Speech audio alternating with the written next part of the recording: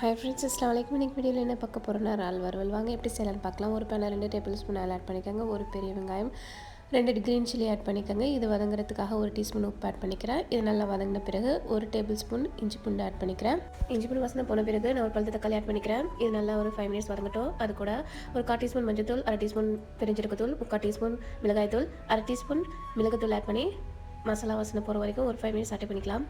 நான் இப்போ 1/2 kg PRAN எடுத்துக்கேன். அது இது கூட ஆட் பண்ணிவிட்டேன். மசாலா நல்லா கோட் ஆகிற மாதிரி சாட்டே பண்ணி லிட் க்ளோஸ் பண்ணி நம்ம இன்றைக்கி குக் பண்ண போகிறோம்.